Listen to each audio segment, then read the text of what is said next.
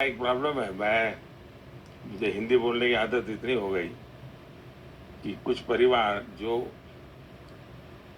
मूल हिंदी भाषी लेकिन गुजरात में बसे, वो शिकायत करते थे कि आपके मुंह में गुजराती अच्छा नहीं लगता है, आप गुजराती मत बोलो।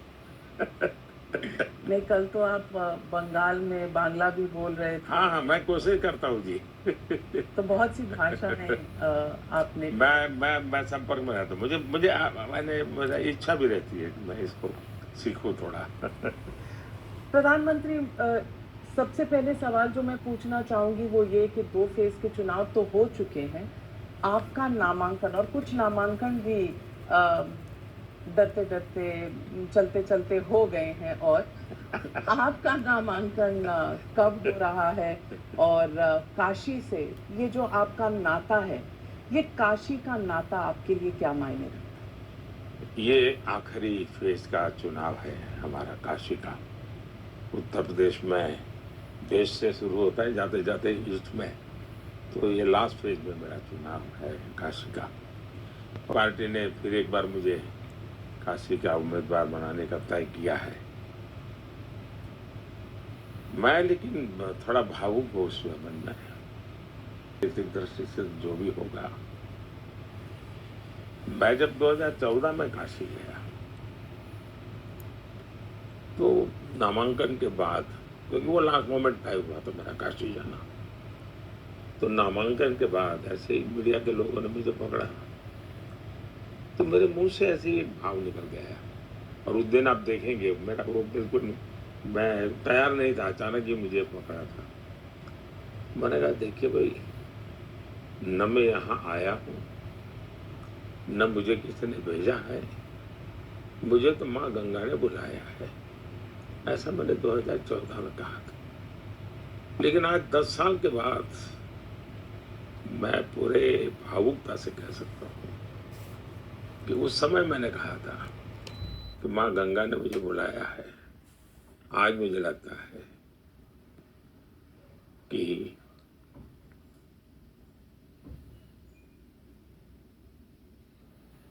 माँ गंगा ने मुझे गोद लिया है।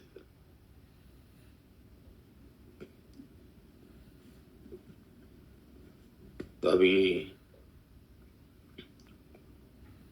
10 साल बीत गए, काशी से इतना नाता जुड़ गया कि अब मैं कभी भी बोलता हूँ तो यही कहता हूँ, मेरी काशी। और इसलिए एक माँ बेटे का जैसा है रिश्ता? वो रिश्ता मैं मेरी काशी के साथ,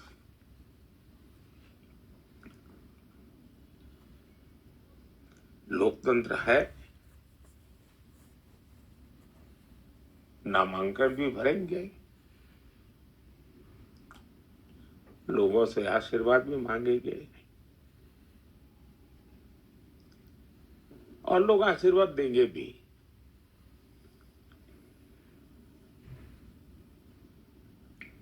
लेकिन ये रिश्ता जनप्रतिनिधि वाला नहीं, ये रिश्ता किसी और ही अनुभूति का है जो मैं फील करता हूं। और इसलिए उम्मीदवार, नामांकन, चुनाव, ये लोकतंत्र की प्रक्रिया है, पूरी करेंगे। पर ये रिश्ता माँ बेटे का। जी। और आपने इसका मतलब सेवा भी माँ के तौर पर ही की, वो जो काशी में इतना विकास हुआ। एक कर्तव्य होता है जनप्रतिनिधि का, लेकिन मैं अपने आप को कभी भी ये महसूस नहीं किया कि मैं कहाँ गुजरात का। काशी के लोगों ने इतना प्यार दिया, इतना प्यार दिया, मैं कल्पना नहीं कर सकता। नामांकन कब है सर? नामांकन आप कब फाइल कर? मोस्ट प्रोबेबली 13-14 के आसपास चर्चा चल रही है। मेरे और कार्यक्रम बहुत हैं, तो उसमें से वो एडजस्ट करके कुछ निकालेंगे। समय निकालेंगे आप? थोड़ा मानते हैं कि समय के हिसाब से बड़ा इंटरेस्टिंग मैं बता दूं, आपने बड़ा मजेदार सवाल पूछा। 2014 में शपथ सब हिसाब से बात करने के लिए, तो मैंने कहा एक इच्छा है, अगर आपको सुविधा हो, क्योंकि ये कार्यक्रम तो राष्ट्रपति जी का होता है, मैंने कहा बाहर करेंगे तो अच्छा होगा।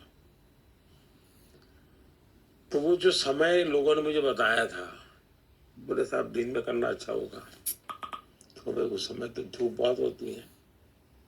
तो मैंने कहा कैसे करेंगे, तो बोले शाम को करेंगे तो अच्छा होगा। तो मैंने कहा ठीक है शाम को कर लीजिए। तो शाम को तय हुआ। उस समय आपने देखा अखबारों में बहुत आर्टिकल छपे थे, इंटरव्यू छपते थे, ये मूड ठीक नहीं है, मोदी जी गलत कर रहे हैं, ये इसका कोई उपाय भी नहीं शास्त्रों में, वगैरह भांति भांति का। देखिए राष्ट्रपति भवन का जो प्रॉब्लम है वो धूप का है, और मेरा काम है उनको एडजस्ट करना। मेरा काम नहीं है मैं निर्णय करूं। तो उस रूप से वो निर्णय हुआ। हर समय सही समय। हाँ ये यही समय है, सही समय है। यही समय है, सही समय है। प्रधानमंत्री जी, जो इलेक्शन का समय है उसमें से 2 फेज का हिस्सा तो चला गया, यानी कि 7 पेपर आप दे रहे हैं एग्जाम में, तो 2 के आंसर शीट तो आपने भर दिए। तो प्रधानमंत्री जी, क्या आप अभी भी मान रहे हैं कि वो 400 का टारगेट अचीव हो जाएगा? मुझे समझ नहीं आ रहा है। आप लोग, अच्छा होता आप लोग महीने पहले मेरा इंटरव्यू कर लिए होते तो मैं जरा ठीक से बता देता आपको। आप ये तो देखिए आज हमारा सिटिंग एमपी कितने हैं, कभी ये तो दिमाग खपाइए जी। हम 2019 में जीत के आए, तब एनडीए मोट 359 या इतना कुछ था। फिर ये आंध्र की पॉलिटिकल पार्टी और उड़ीसा की, वो हमेशा हमारे साथ रहे, तो वो करीब 35 लोग हैं। फिर नॉर्थ ईस्ट के लोग हमारे साथ रहे हमेशा।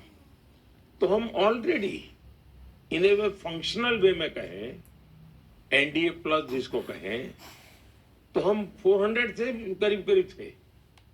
ऑलरेडी हम पार्लियामेंट में 400 थे। ये लोगों को हो रहा है कि 400 400 400, ठीक है एक शब्दों में आया, लेकिन रियलिटी ये है कि हम ऑलरेडी 2014 से 19 करीब करीब 400 एमपीज के सहयोग से ही संसद चला है। ये नंबर आप सही बता रहे हैं, लेकिन बीजेडी से एक अलायंस की बात हुई जो थोड़ी दूर चली और फिर रह गई, तो अलायंस नहीं रही पर सपोर्ट जरूर। हम पहले भी कभी, हम पहले सब उनके साथ एनडीए के रूप में हम कभी हम चुनाव आमने सामने ही लड़े थे। 19 में भी हम आमने सामने ही लड़े थे पर नेशनल इश्यूज। हाँ। लेकिन प्रधानमंत्री जी, सवाल अगर पॉलिटिक्स पर पूछूं तो बीजेपी का आरोप है कि कांग्रेस का घोषणा पत्र बहुत ही डिवाइसिव है। हालांकि कांग्रेस आलोचना करती है बीजेपी की ये कह के कि आप 2 और 2 22 बनाने की कोशिश कर रहे हैं, क्योंकि चाहे वो वेल्थ रीडिस्ट्रीब्यूशन हो या इनहेरिटेंस टैक्स हो, ऐसी कोई भी बात उनके मैनिफेस्टो में नहीं है। ये कहीं ना कहीं बीजेपी लोगों में डर फैला। हम सीएए का कानून लाए, साफ साफ लिखा हुआ है, साफ साफ कहा गया है, न बोलने में किसी ने गलती की है, न लिखने में गलती की है, न देश के कानून में कोई गलती है। सीधा सीधा वो कानून सिटीजनशिप देने के लिए है, उसमें कहीं पर भी सिटीजनशिप लेने का नहीं है। 2 साल हो गए कांग्रेस पार्टी जो झूठ फैला रही है, क्या कभी आपने उसका फैक्ट चेक किया? क्या कभी पाठशाला में उनके कपड़े उतारे क्या? क्योंकि झूठ इतना चलाते हैं, जबकि हम आप उनके एक एक स्टेटमेंट देख लीजिए। अब जैसे ये इनहेरिटेंस टैक्स की बात लेकर आए हैं, इस प्रकार का प्रयोग हुआ है क्या? आप साम्यवादी विचारधारा की बात छोड़ दीजिए, इनके घोषणा पत्र में और उनकी स्पीचिंग में जो बातें आपको एक साथ मिला करके एक कैनवास पर रखनी पड़ेगी, ये लगातार बोल रहे हैं और सब बोल रहे हैं, ऐसा नहीं कोई बाई दबे बोल रहा है, हर कोई बोल रहे हैं। और फिर उनके घोषणा पत्र में जो लिखा है और पहले जो डॉक्टर मनमोहन सिंह जी ने बोला है, मनमोहन सिंह जी ने 2 बार पब्लिकली कहा है कि इस पर पहला हक मुसलमानों का है। और जब फिर आप सर्वे करने की बात करते हैं, फिर कहते हैं कि हम सब ले लेंगे और बांट देंगे। जब आप ले लेंगे और बांट देंगे की बात करेंगे तो फिर वो किसको देंगे? तो जो मनमोहन सिंह जी ने कहा था उनको देंगे। तो साफ साफ जो बातें होती हैं कि ये अलग अलग डॉट्स को जब बिठा, तो रत्ती भर भी मेरी बात में क्वेश्चन करने की जरूरत है ही नहीं। उनकी भाषा, उनके शब्द, उनका लिखित निर्णय, 90 के बाद उन्होंने अब तक किए गए सारे प्रयास, सच्चर कमेटी की रिपोर्ट के बाद उन्होंने किए गए निर्णय, सब कैनवास पर देखेंगे तो उनके इरादे साफ हैं। ये उनका हिडन एजेंडा है ऐसा मैं नहीं मानता हूं, सिर्फ बोलते समय वो हिडन रखते हैं। इस बार मैंने उनको खुल करके बेनकाब किया है, इसलिए वो बौखला गए हैं। वरना जब उस वोट पाने के लिए जाना हो तो वो यही भाषा बोलते हैं, दूसरे वोट लेने जाते हो तब न्यूट्रल होकर के बोलते हैं। तो ये दोगलापन उनके है, हिम्मत होनी चाहिए। हम सालों तक राम मंदिर की बात करते थे। हमें इलेक्शन मैनिफेस्टो में, अगर मेरा इलेक्शन मैनिफेस्टो 10 पेज का होता था, लास्ट लाइन लिखते थे उसमें Ram Mandir, 370 common civil code, last line होती थी और सालों से हमारी एक ही टर्मिनोलॉजी होती थी। लेकिन दूसरे दिन अखबारों की हेडलाइन राम मंदिर ही होती थी, उस दिन की टीवी डिबेट राम मंदिर ही होती थी। और फिर चर्चा में ये होता था तारीख नहीं बताएंगे, यानी हमारे मैनिफेस्टो के धज्जियां उड़ा देते थे आप। हम गरीबों के लिए योजनाएं लेकर, एक शब्द इस देश के मीडिया में कभी चर्चा में नहीं आया। चर्चा में सिर्फ 3 चीजें रखी गई।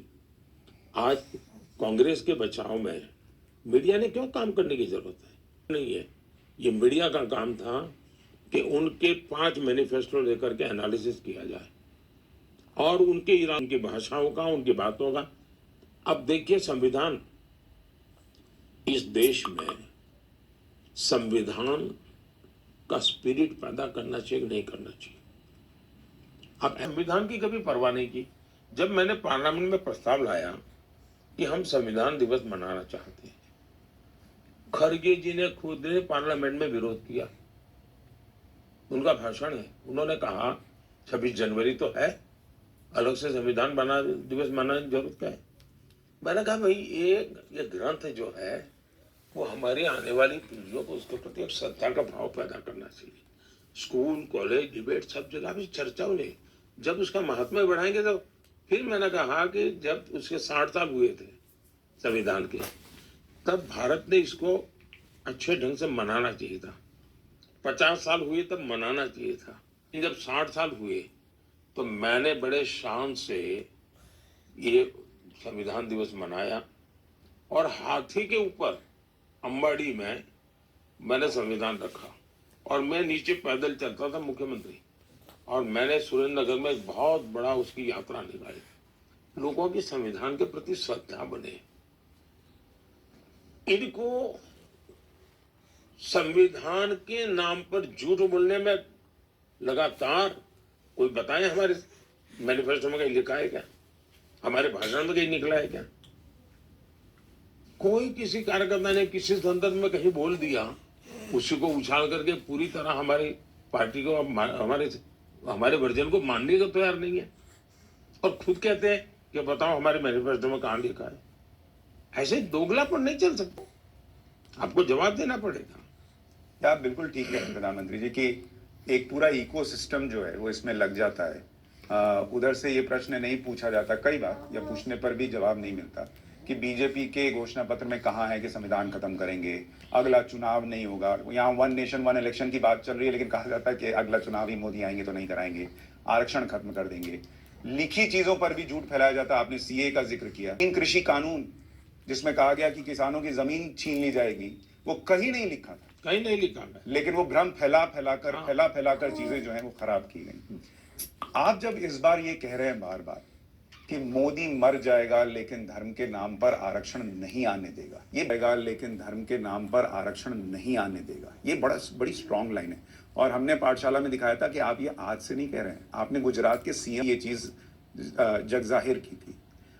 आपको क्या खतरा दिखता है अगर धर्म के नाम पर आरक्षण आए या मुसलमानों को आरक्षण मिल जाए? इसमें मोदी है। जिस समय संविधान बन रहा था, देश के गणमान्य लोग संविधान सभा में बैठे थे। डॉक्टर राजेंद्र बाबू, बाबा साहब अम्बेडकर, पंडित नेहरू वगैरह सब बैठे थे। उसमें तो कोई आरएसएस बीजेपी वाला उस समय तो सवाल ही नहीं था। ऐसे और सभी संप्रदाय के लोग बैठे थे। सबने मिल बैठ करके लंबी चर्चा के बाद तय किया कि भारत जैसे देश में धर्म के आधार पर आरक्षण भारत को नुकसान करेगा, ये लंबी सोच के लिए ठीक नहीं है। जहां तक दलित का, आदिवासियों का, तो सामाजिक व्यवस्था पिछले सैकड़ों वर्षों में समाज में जो विकृतियां आई, जिस प्रकार से छूत अछूत का भाव पैदा हो गया, ऊंच नीच का भाव पैदा हो गया, और एक प्रकार से समाज एक बहुत बड़े वर्ग के सनातनियों ने किया है। संविधान सभा में जो लोग बैठे थे सब सनातनी थे, जितने बैठे थे सब सनातनी थे। नेहरू जी जैसे कुछ अपवाद हो सकते हैं कि जो अपने आप को उससे ऊपर मानते हो, लेकिन ज्यादातर वही लोग राजेंद्र बाबू छट दे रहा है। और इसलिए मैं उस भावना से जुड़ा हुआ हूं। मैं संविधान के स्पिरिट को जीना चाहता हूं। मैं संविधान के शब्दों का प्रतिष्ठा बढ़ाना चाहता हूं। और इसलिए मैं डे 1 से कह रहा हूं कि संविधान की भावना के विरुद्ध धर्म के आधार पर आरक्षण। इसका मतलब ये नहीं कि मुसलमान को बेनिफिट नहीं मिलेगा। जैसे हमने जब पार्लियामेंट में 10% का किया आरक्षण, कि सामान्य जाति के गरीब लोग हैं उनको, और कोई झगड़ा नहीं हुआ, किसी का लूटा नहीं, चोरी नहीं की, सामान्य वर्ग के, चाहे वो ब्राह्मण होगा, बनिया होगा, उसका बेटा भी अगर वो गरीबी वाला है उसको मिलेगा। उसमें मुसलमान समाज के भी जो आरक्षण कहीं मिलता नहीं है, उनके भी गरीब लोग हैं, उसमें हकदार है। मतलब हक नहीं छीन रहे, धर्म को आधार मानने से विरोध कर रहे हैं। इकोनॉमिकली वीकर सेक्शन हम मुसलमान को नहीं देंगे ऐसा मैं नहीं कह रहा हूं। मैं कहता हूं धर्म के आधार पर रचना नहीं हो सकती।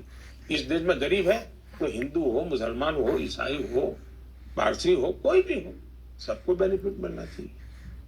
जहां तक आदिवासी और दलित का सवाल है, इसके पीछे हजारों साल का इतिहास पड़ा हुआ है, और इसलिए वो एक स्पेशल कारण है। और जो संविधान ने सही निर्णय किया, बाबा साहब आम्बेडकर ने सही निर्णय किया, और जो आज भी देश उसका रिस्पेक्ट करता है, हर पॉलिटिकल पार्टी रिस्पेक्ट करती है, और मैं नहीं मानता हूं कि कोई पॉलिटिकल पार्टी इसका विरोध करेगी। यानी आप हिंदू मुसलमान नहीं करते, मुसलमान करने वालों के विरोधी है। मैं ये धर्म के आधार पर वोट बैंक के खेल जो खेले जाते हैं, अब उन्होंने इस बार मैनिफेस्टो में कहा है कि हम जो ठेके देंगे वो ठेके इस पद्धति से देंगे। ये देश कैसे चल सकता है जी? ठेका दिया जाता है कि उनकी क्षमता है कि नहीं, रिसोर्सेज है कि नहीं, एक्सपीरियंस है कि नहीं, ट्रैक रिकॉर्ड है कि नहीं, सरकार के कामों को करने का उनका ये सारे चीजें देख करके ठेका दिया जाता है। अब आप कहते हैं उसमें भी आरक्षण होगा, और वो माइनॉरिटी के लिए आरक्षण होगा।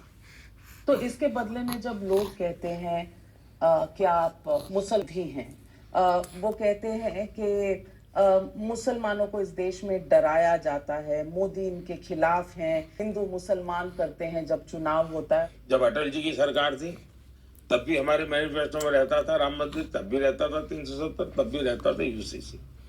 मोदी की सरकार है, अब जो काम हो गया वो नहीं रहता है, जो बाकी होगा वो रहता है। जहां तक हमारा सवाल है, ये सिद्ध करे कि भाई ये हमारा, जैसे मैं कहता हूं भाई सैचुरेशन मुझे करना है, सरकारी योजनाओं का सैचुरेशन। मतलब गांव में 50 लोग हैं जिनको घर मिलना चाहिए, मतलब 50 को मिलना चाहिए। 49 को नहीं, मतलब उसमें सब समाज आ जाएंगे, सब धर्म आ जाएंगे। आप जब 100% की बात करते हैं तो सामाजिक न्याय की ये गारंटी है। सेकुलरिज्म, मोदी हर काम उस प्रकार से करता है कि भाई सबको सब मिले, इसके लिए करो। अभी भी मैं पब्लिकली कहता हूँ कि हमने 4 करोड़ घर बनाए, अब कुछ परिवार हैं विस्तार हुआ उनका, तो उनको एक घर की जरूरत है, तो राज्यों से मुझे कहा जाता है साहब अगर कुछ और मकान हो जाए, तो मैंने कहा चलो भाई 3 करोड़ और हम प्लान करते हैं, शायद 3 करोड़ की जरूरत नहीं पड़ेगी। तो मैं पब्लिक में भी सभाओं में कहता हूँ कि भाई आप चुनाव में जाते हो तो जाइए, लेकिन मेरा एक काम करिए, अगर कहीं कोई नजर आ जाए किसी को अभी घर मिला नहीं है, नल से जल मिला नहीं है, कनेक्शन नहीं मिला है, रह गया है, तो आप उसकी चिट्ठी मुझे लिख दीजिए और उसको मेरी तरफ से कह दीजिए कि मोदी की गारंटी है तीसरे टर्म में ये मिल जाएगा। और मैं कहता हूँ आप ही मेरे मोदी है, क्योंकि मुझे काम करना है। मैं वहां ये नहीं कहता हूँ इस धर्म के उस धर्म के। तो एंटी मुस्लिम जब कहते हैं विरोधी है न, हम मुसलमान के विरोधी हैं, हमारा ये काम ही नहीं है। जहां तक गाली देते हैं, ये नेहरू के जमाने से एक नैरेटिव बना हुआ है इस प्रकार की गाली देने का। दूसरा, पहले गाली देते थे क्योंकि उनको कम मेहनत में ज्यादा मुनाफे वाला काम था, क्योंकि भाई गाली दे तो ये मुसलमानों के दुश्मन है, तो आप अपने आप मुसलमान के मित्र बन जाते हो, कुछ किए बिना, तो मुफ्त में फायदा मिलता है। तो इसलिए उन्होंने एक भय का वातावरण बना करके फायदा लेने के लिए दुकान चलाए रखी है। मुसलमान समाज अब समझदार है। जब मैं 3 तलाक का कानून खत्म करता हूँ, परंपरा खत्म करता हूँ, मुस्लिम बहनों को लगता है कि अरे तो जेन्युइन आदमी। मैं जब आयुष्मान कार्ड देता हूँ तो उसको लगता है यार तो जेन्युइन व्यक्ति है। मैं कोविड का वैक्सीन देता हूँ तो उसको लगता है यार तो जेन्युइन आदमी, हमारे साथ तो कोई भेद ही नहीं कर रहा है। इनकी परेशानी ये है कि उनका झूठ अब पकड़ा जाने लगा है, इसलिए उनको ज्यादा भ्रम फैलाने के लिए ना सर पैर के झूठ बोलने पड़ रहे हैं। प्रधानमंत्री जी, इसमें कि किसी योजना में हिंदू मुसलमान हो, घर मिलना है, गरीब को मिलना है, वो गरीब कोई भी हो सकता है, लेकिन 2002 से आज 2024 आ हो गया। हम और आप किसी सामान को खरीदने जाएंगे तो 2 साल 3 साल के बाद शायद नहीं खरीदेंगे, कुछ नया ट्राई कर लेंगे। यही नैरेटिव कैसे मुसलमान बार बार खरीद ले रहा है या मान ले रहा है कि मोदी आएंगे तो मुसलमान को खत्म कर देंगे। देखिए, मैं करीब 25 साल हो गए मुझे हेड ऑफ द गवर्नमेंट के नाते, और गुजरात में आपको मालूम होगा शायद 18वीं शताब्दी या 19वीं शताब्दी से रिकॉर्ड अवेलेबल है, दंगे गुजरात में होते थे। उसका 10 साल में 7 साल दंगे होते थे। 2002 के बाद गुजरात में एक भी दंगा नहीं हुआ है। गुजरात में मुसलमान जो हैं आज बीजेपी वोट देना दे रहे। दूसरा, मैं आज पहली बार कह रहा हूँ, मैं कभी पहले कभी इन विषयों को लिया, मैं मुस्लिम समाज को कह रहा हूँ, उनके पढ़े लिखे लोगों को कहता हूँ कि आत्ममंथन करिए, सोचिए, देश इतना आगे बढ़ रहा है, अगर कमी आपके समाज में महसूस होती है तो क्या काम? सरकार की व्यवस्थाओं का बेनिफिट कांग्रेस के जमाने में आपको क्यों नहीं मिला? क्या कांग्रेस के कालखंड में दुर्दशा के शिकार हुए हो? क्या आत्ममंथन कीजिए और एक बार तय कीजिए, ये आपके मन में जो है कि सत्ता पे हम बिठाएंगे, उसमें आप अपने बच्चों का भविष्य खराब कर रहे हैं।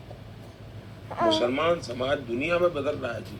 आज मैं गर्व के देशों में जाता हूँ, इतना सम्मान व्यक्तिगत रूप से मुझे मिलता है और भारत को भी मिलता है। हम सबको लगता है हमारे यहाँ विरोध हो रहा है।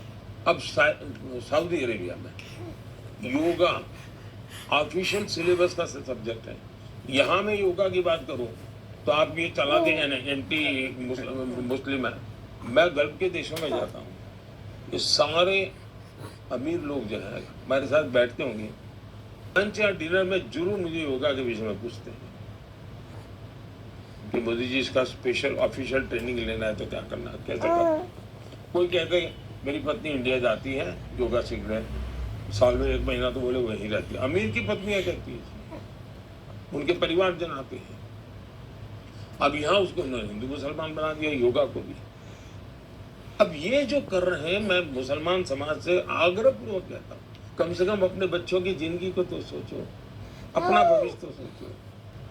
मैं नहीं चाहता हूँ कोई समाज बंधुआ मजदूर की तरह जिंदगी जिए, क्योंकि कोई डरा रहा है, क्योंकि कोई डरा रहा है। दूसरा, अगर आप बैठना उठना शुरू करोगे, भाजपा वाले आपको डर वाले लग गए, अरे जाओ ना 50 लोग बैठ करके भाजपा कार्यालय में एक दिन बैठे रहो, निकाल देंगे क्या आपको? आप देखिए क्या चल रहा है, कौन निकालते थे आपको? कब्जा करो, कौन रोकता है आपको? नहीं, और प्रधानमंत्री जी, जो हम फेक नैरेटिव की बात करते हैं जिसमें कई बार मुसलमान भी फंसता है, कई बार ऐसा लगता है कि उनको ये क्यों नहीं दिखता कि कश्मीर में पहले मुसलमान चलाता था, आज वो रोजगार ले रहा है। लेकिन मैं फेक नैरेटिव की बात करूं सर, आपके ऊपर कई चीज़ें लगातार झूठ बोली जाती है। मतलब एक सब, कई बार तो मैं अभी नाविका जी से हम लोग बात कर रहे थे कि आप शायद वो व्यक्ति जिसकी छवि बाहर सबसे गलत पेश हुई है। आपसे मिलने वाला, आपको जानने वाला अलग ही जानता है और बाहर तो अलग ही दुनिया है। ये इतना फैलाया अपने दोस्तों का, कितना लाख, 16 लाख करोड़, 12 लाख करोड़ माफ कर दिया राइट ऑफ को, संविधान खत्म कर देंगे, किसान को गाली देते हैं, जो भी चीज़ें। लेकिन इस बार का एक फेक वीडियो फैलाया गया, आप लोग काफ़ी उसको लेकर अग्रेसिवली आपने कहा कि ये बहुत गलत हो रहा है। इस पर आपका रिएक्शन पहले से अलग था बाकी के झूठ से, ऐसा क्यों? ऐसा नहीं है, मैं आपको बताता हूँ। मध्य प्रदेश के चुनाव में एक डीप फेक वीडियो निकला और अमिताभ बच्चन जी के आवाज में निकला। आप हैरान हो जाएंगे, अमिताभ साहब पूरी रात सो नहीं पाए, बोले रात को ही मुझे एफआईआर करनी है। मेरे साथ ऐसा क्यों हुआ? मैं राजनीति से मेरा कोई लेना देना नहीं, मैं बोले दूर से नमस्ते करता हूँ। दुखी थे बहुत, मतलब उन लोगों पर। तो ऐसा नहीं है कि पहले प्रयास नहीं हुआ है। और मैंने जब दिवाली का बीजेपी के कार्यालय में गेट टूगेदर, मैंने पर लंबा भाषण किया था। सही बात। मैंने जानबूझ करके किया था उस दिन, और मीडिया को ये मैंने कहा था इस बहुत बड़ा संकट में देख रहा हूँ। मैंने मेरी G20 समिट में सबने चिंता व्यक्त की थी, हमारा वीडियो कॉन्फ्रेंस में समिट, उसमें मैं ये सब कह रहे सॉल्यूशन पर, मैंने उनको एक सॉल्यूशन दिया। मैंने कहा हर एक के ऊपर एक मैसेज पहले आना चाहिए, ये AI जनरेटेड कंटेंट है, आप उसको उस रूप से देखिए, ये उस पर स्टैट्यूटरी वार्निंग आना ही चाहिए, कोने में नहीं, मेन आना चाहिए। जैसे आप लोग नहीं कभी चलाते फर्स्ट है किसी न्यूज के तो आपकी हाँ वाटर मार्क चलता है ना, वैसा वाटर मार्क रहना चाहिए। इस दुनिया सब परेशान है, सब कोई परेशान है, अब कुछ भी बना सकते हैं किसी के लिए। लेकिन कांग्रेस के लेना देना है उनका नहीं, सवाल ये है, ये जो एक आत्मविश्वास खो चुके हैं, ये जैसा वो किसान आंदोलन में झूठ हो गया, जैसे वो हमारे कोई भी निर्णय हर प्रकार से झूठ फैला, उनको लगता है कि ये तो होता ही चला जा रहा है, तो रोक तो सकते नहीं है, खुद कुछ कर नहीं सकते, तो फिर आप कंफ्यूजन पैदा करो, झूठ फैला करके ही कंफ्यूजन पैदा कर सकते हैं। तो ये उन्होंने एक खेल शुरू किया है, अग्निवीर पे झूठ बोल। सब भड़का नहीं, कोई विषय ऐसा नहीं है जो देश, और उनका इरादा है भड़काना, और अब वो पूरी तरह फर्जी बातों पर ही निर्भर है, ये नारों पर निर्णय है, वो ये हाल है उनका। अब ये जो फर्जी खेल चल रहा है, सारे चुनाव जीतने की कोशिश से देश में कभी नहीं चल सकती जी। और मैं मानता हूँ जमीन की स्थिति बिल्कुल अलग है जी। EVM को लेकर के क्या फर्जी चलाते हैं, कोई मुझे बताए जी। लोग मुझे कहते हैं मोदी जी इतनी मेहनत क्यों करते, करो। अगर EVM मेरे हाथ में होता तो मुझे ये मेहनत करने की आज टोकन EVM करके चला आता। मैं दिन रात मर रहा हूँ, टूट रहा हूँ, क्यों? जनता के पास क्यों जा रहा हूँ? लेकिन अब फेक चलाते जा रहे हैं, चलाए जा रहे हैं। ऊपर से कहते हैं कि तानाशाह हैं आप, पुतिन बाबा हैं आप, तानाशाह हैं, तरह की चीज़ें कही जाती हैं। और ये इकोसिस्टम सिर्फ भारत में नहीं है, यहाँ से लेकर तक एक इकोसिस्टम चलता है जो कहता है आप हिटलर हैं, आप तानाशाह हैं, आप आएंगे तो ये बदल जाएगा, जो होंगे। इन सब चीज़ों को आप कैसे देखते हैं कि एजेंसियां भी आपने कंट्रोल कर ली हैं, तमाम चीफ मिनिस्टर आपने जेल में, हाँ, कि केजरीवाल जी को जेल में डाल दिया, हेमंत सोरेन को जेल में डाल दिया। देखिए मैं बताता हूँ, अच्छा होगा, विषय आपने अच्छा निकाला है, मेरे पास जवाब भी है। लेकिन मैं आप लोगों से आगे, क्योंकि टाइम्स नाउ की अपनी प्रतिष्ठा है, क्या साइंटिफिक तरीके से